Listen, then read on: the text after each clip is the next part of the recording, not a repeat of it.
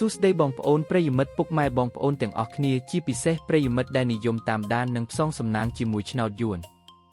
សូមស្វាគមន៍មកកាន់ Channel តម្រុយឆ្នោតយួនរបស់ពួកយើងសាជាថ្មីម្ដងទៀតបាទជួបគ្នាជាមួយ Admin នៅថ្ងៃនេះគឺត្រូវនឹងថ្ងៃទី25ខែមិថុនាឆ្នាំ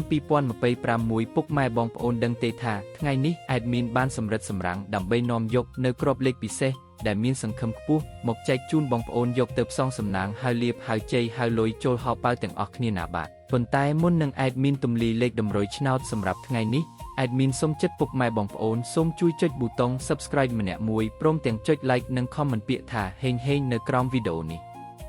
ម្នាក់មួយផងដើម្បីជាកម្លាំងចិត្តដ៏ធំធេងសម្រាប់ Admin ក្នុងការខំប្រឹងរកលេខល្អលេខឈុតមកចែកជូនបងប្អូនដោយឥតគិតថ្លៃជារៀងរាល់ថ្ងៃ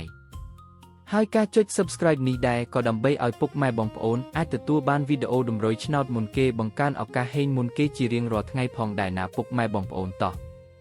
បើចុចរួចរាល់ហើយកុំឲ្យខាត់ពេលយូរយើងទៅមើលលេខសំណាងថ្ងៃនេះទាំងអស់គ្នាអូខេបងប្អូនចំពោះលេខត្រេង2ខ្ទង់ដែល Admin បានសម្រាំងទុកយ៉ាងស្អាតសម្រាប់ថ្ងៃនេះរួមមានខ្ទង់ទី1គឺលេខ49ខ្ទង់ទី2គឺលេខ31ខ្ទង់ទី3គឺលេខ57និងខ្ទង់ចុងក្រោយគឺលេខ05ចំណែកឯឆ្នោត3ខ្ទង់វិញម្ដងដែលជាលេខធំលេខបុកកំប៉ុងបងប្អូនអាចយកទៅលេងគុណបានគឺមានលេខ942គុណ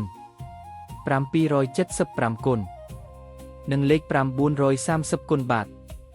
រីឯសម្រាប់បងប្អូនដែលចូលចិត្តលេងលេខអូសខ្ទង់ដើម្បីការពារនិងធានាសុវត្ថិភាពខ្ពស់ថ្ងៃនេះ Admin សូមណែនាំឲ្យអូស2ខ្ទង់គឺអូសខ្ទង់30និងអូសខ្ទង់50បាទ